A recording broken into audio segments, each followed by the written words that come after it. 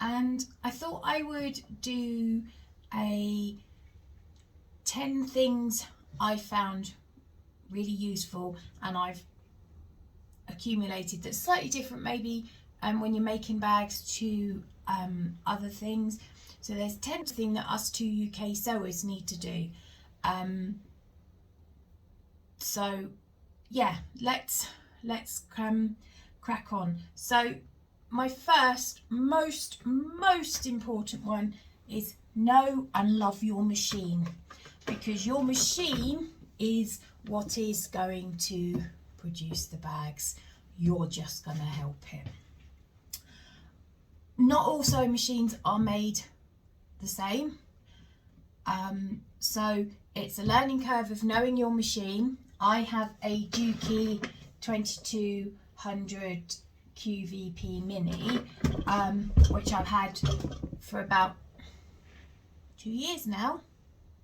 2 years, 18 months, I can't remember. But before that, I used a Janome, and it did really well when I was doing just fabric.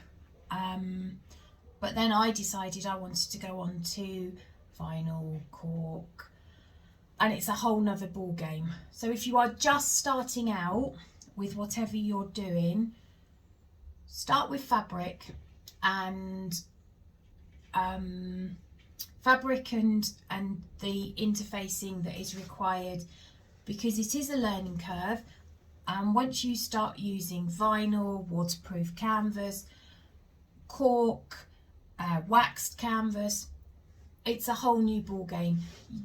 The fabrics all react differently, so you have to learn how they work within a pattern. And sometimes a bag that will work phenomenally just in fabric, when you suddenly do it in vinyl and waterproof canvas, suddenly it's turned really difficult for no other reason than the fabrics you are using. So if you are new to bag making, start with fabric. See what your machine can handle. I have a high shank machine, so my feet will be slightly different to what you've got if you've got a low shank. So if you've got a low shank, your feet look more like this, and they clip on. The high shank have a high shank on them, and you have to use a screwdriver to add them. If you are just using fabric, a normal foot, which is this is my normal, it's very narrow though.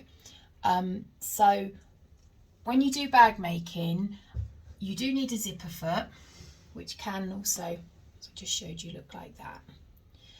The zipper foot isn't so much of an issue when you're making bags if you're using number 5 zippers, because the number 5 zipper, the zipper width is about 1¼ inches.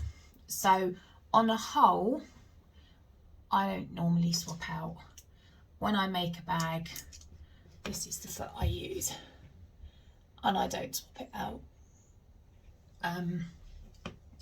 But I mean, I have got many different. So that's a zipper foot. It's very narrow, so you could use that. And they're all they all move, these ones, so they're all hinged feet, and it just makes it slightly easier when you're going over bulk because they can move. So your foot is really important, but if you are using bag making and you're using a number 5, you may not need to put your zipper foot in if your main foot is narrower. Your number 3 zippers are only, I think they're an inch wide, I don't know, but if you are using number 3 zippers, you quite often need to go down to your zipper foot. And with this one, what you do is when you clip it in, you decide whether you want the left or right side.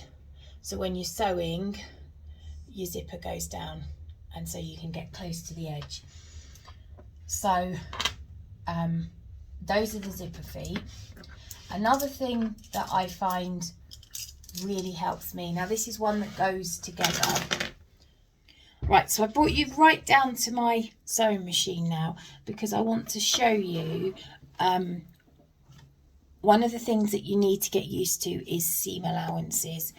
Now, seam allowances can go from 1/8 of an inch for top stitching to 5/8 of an inch for inside lining seams.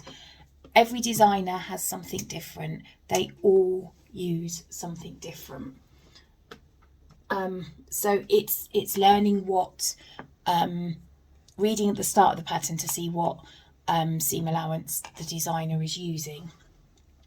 Now, one of the ways that I do it, because when you've got a big bag and you've got lots of bulk, it can be quite hard. So I got this seam guide from Sew Sweetness over in America, and I love this seam guide. I am still trying to find a UK version. Haven't found one yet, because although this is phenomenal, it was $16 to get it shipped over here. And as you can see, it's got an 1/8, 1/4, 3/8, 1/2, 5/8 and 3/4 of an inch. And what you do is, so we'll take a 1/4 of an inch is pretty much the edge of my zipper foot. So if I'm doing 1/4 of an inch, I know the edge of my zipper foot here is 1/4 of an inch. So if I need to do, we'll do a 3/4 because it's further down. So you bring your needle down and then you get your guide and you literally slide it on like that. Now, I know you can't really see because it's transparent, but this is then where another really important piece comes in: washi tape. Washi tape is used in scrapbooking and things, and it's a really light tape that doesn't stick phenomenally well, so you can reposition it and whatever. But what you do is you move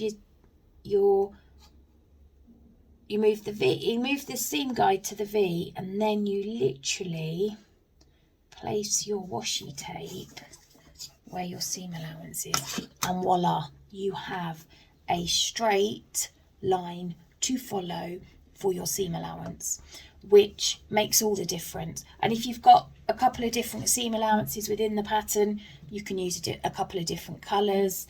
And if you see in my videos, sometimes I've got 2 pieces, and that's because I've got 2 seam allowances set up, and it just means then I know if I put the fabric through, she says, grabbing a piece of fabric, have none to hand.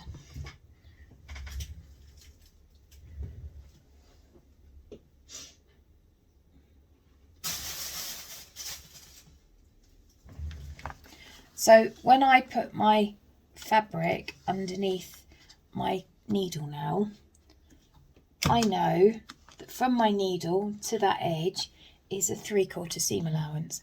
So I can now just feed that all the way through, and it makes all the difference. And suddenly your bags are so much better because you've got a nice straight seam allowance. So that's your machine. Love your machine. You will fall out with your machine many times, but your machine, you need to learn to love it, even when it's not going right, which can be really hard. Right, the next set all sort of link in with each other, but it's markers, and they can make or break a pattern.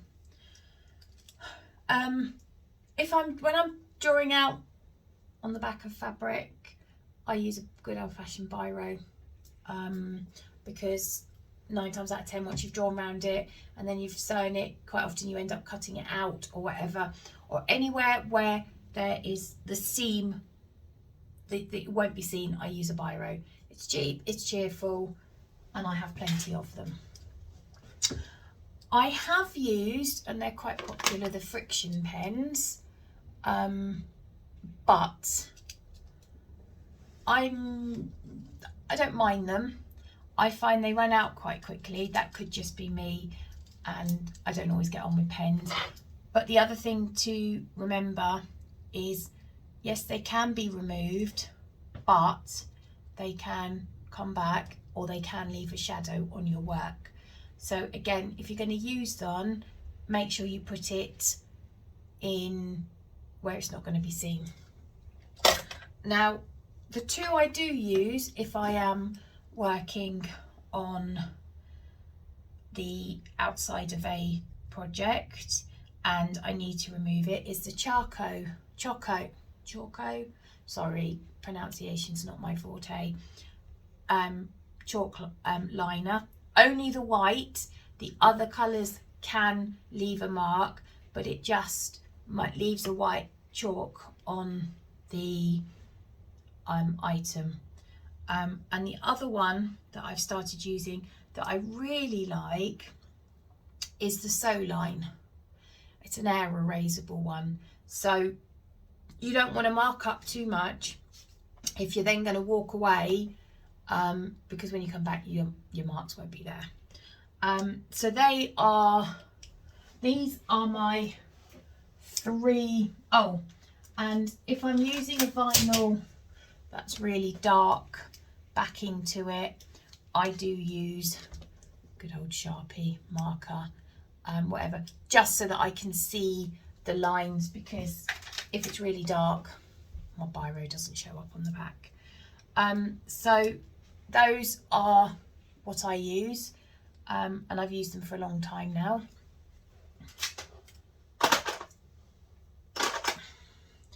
Now, another thing is seam rippers. Oh, you'll become really, really, really acquainted with your seam rippers. Now, this is the one I've used for years, and then I saw this one, and it is a Tula pink one. I do love a bit of a rainbow, which is what drew me to it, but it's like a scalpel and it's really sharp. As you can see, just by trying to put it back in, I've managed to kill the case, but that is what I use. It's whatever seam ripper you've got, whatever you're happy with. Everybody has a different seam ripper. Always make sure you put the lid back on the scalpel ones, otherwise you'll be hurting yourself. Now, another one that's not essential but does help is a pointy sticky thing. Now, these are really good. This is just a good old-fashioned chopstick, which is good for pointing the corners, and this was a bamboo pointy thing. Sometimes the corners need pointing, turning out, so these are what I use for the turning. Now,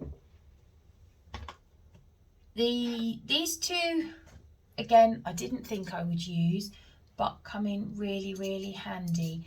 Now, this really sharp pointy thing does have a name, and I can't remember it, sorry. But what I do is when I'm sewing and I'm going round a tight corner, I can pop this on to hold my pieces as I'm leading it round. But again, that is also where my hemostats come in, and when you clip them, they lock.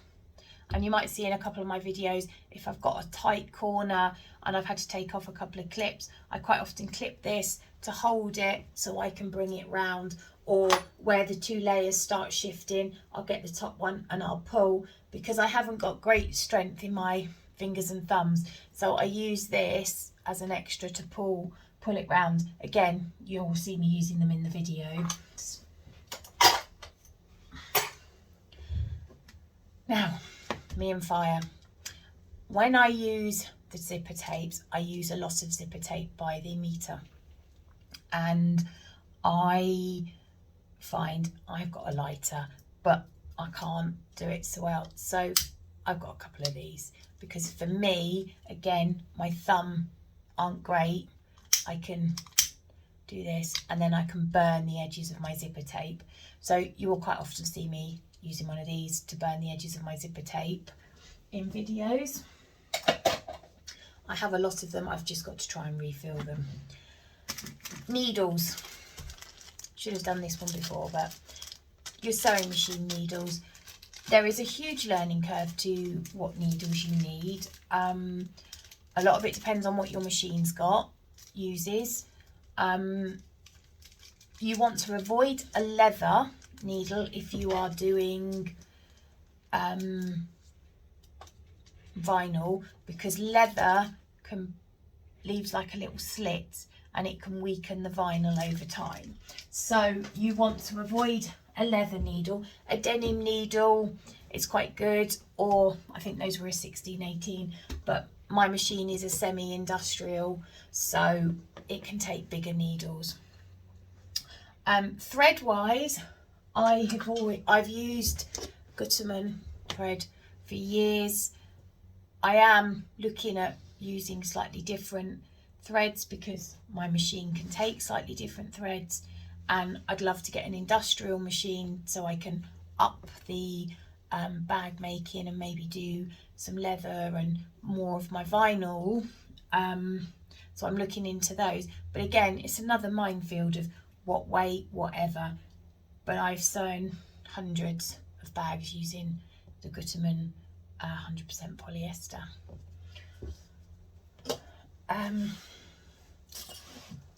Wonder clips. Oh, you'll wonder how you ever managed without them. They are really good at putting your two pieces together and holding them, and they don't mark, and you can just slide them off. You'll see a lot of bad makers use them, especially if you're using cork or vinyl, as normal traditional pins would leave a hole, and waterproof canvas can be a bit hard to stab your needle in. The other thing I've started using when I don't want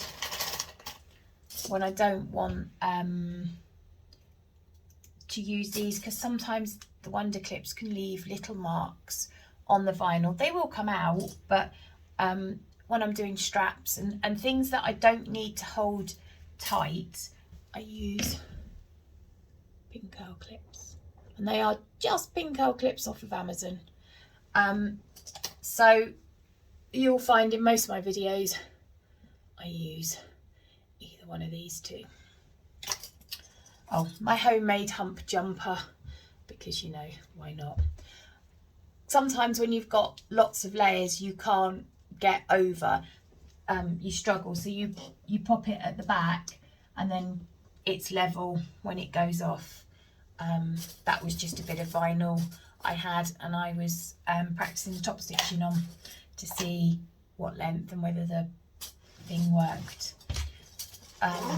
So those are my wonder clips. Those are my pin curl clips. Now, a lot of patterns call for double-sided tape, which you want one that is designed for fabric.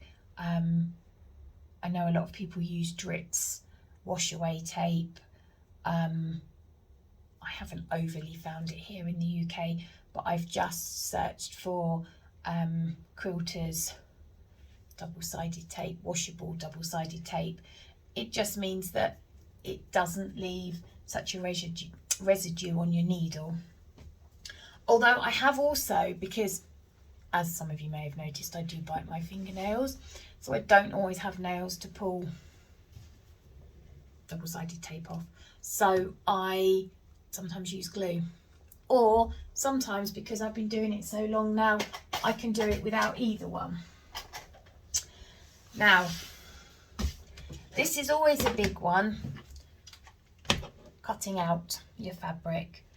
I have started using the rotary cutter more. That is, again, another learning curve, but for years I would take my piece of fabric, I'd draw around my piece of fabric, and then I'd cut it out with scissors. And sometimes that's still my preferred go-to method. And if you're not sure, do that, because once you've cut some fabric, you can't stick it back together again if you've made a mistake. So yeah, I like to draw around, cut out, although I have started using the rotary cutter straight round. I would like to use templates more, acrylic templates, but unfortunately acrylic templates aren't as easy to get hold of here in the UK as they are anywhere else. And then I just have a pair of scissors that I use for cutting my zipper tape, my paper, anything that's going to mess up my good scissors. And finally in this bit is rulers. I have many rulers. I do love the little one. That is really good. It's just a little 1 inch by 6 inch. This is also quite a handy 1 inch by 14 inch for marking stuff. I've got a 4x4. I've got loads of different rulers. I find I use my 3x18 quite a lot, and I also use probably my main ruler is my 6x24. That's a nice size. And then I got these ones, which is a 12.5 by 12.5, because sometimes you need to just cut out a big square, and it can be a bit of a faff with a long and a thinny one, a long thin one. And I also got a 15.5 by 15.5 inches, which again is another good one. I seem to like big bags, so they quite often end up with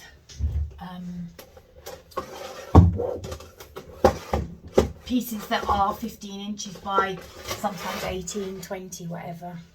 And a cutting mat.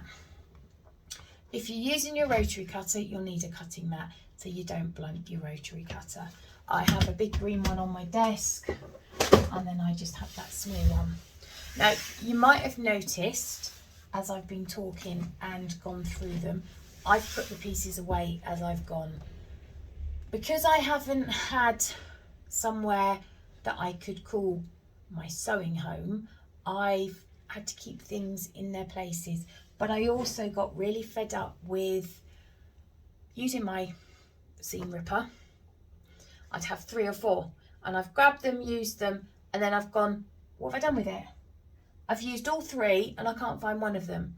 So then I have to stop what I'm doing, sew whatever, and then that's it. You know, you've got to look for the seam ripper. So I'm working really hard on actually just putting away as I use. The other thing, which I didn't realise I hadn't shown you, where's it gone? Where are they?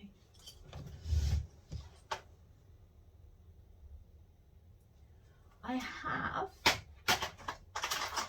don't know where they've gone, that normally sit on here, you'll see them again in my videos, a little pair of Tula Pink snips, and I just hang them there, and then I can snip my work as and when I'm done. So that's my main, what I use to help me do my bags. So I hope it's helped you guys. Now, something that is probably more relevant to us in the UK is American designers, or not just American, but a lot of the designers in the world use inches. Now, when I first started, oh my goodness, centimetres was bad enough. So I had to learn inches, and You don't have to, but it makes bag making life easier if you can read inches. So all my quilting rulers are in inches. I don't have anything that's in centimetres, and actually probably now I can eyeball most of them without even thinking, and quite often now, even in it, I'm like having to think, hold on a minute, I need that unit, what's it in centimetres, because if I want to go and buy it in the shop, it's in centimetres, not inches. So yeah, can be a bit confusing. That's where this also came in really handy, because it shows you the inches, the different things. So my suggestion would be, go onto the internet and have a look for like a diagram that shows you that you know, this is half an inch, that's an inch, that's a quarter of an inch, so you can actually work it all out and see it visually. I do have one that is photocopied down, so that if I get really stuck, I can refer to it. I've put it somewhere safe and can't find it now. And my other big tip to all you UK bag makers out there is get used to drooling over all the vinyls and things that they have in America, because we don't have them here. We can get them, but shipping to this country is really expensive. So I'm always on the lookout for good vinyl, for nice vinyl. I have got some which I will be using in my next bag. I mean, oh my goodness, I was just like in love with that. So that's from So Confused, and Laura has just opened up a shop. I'll link her address and her website down below, but if I lived a bit closer, I might need to do a trip out there, go and say hi and go for a drive.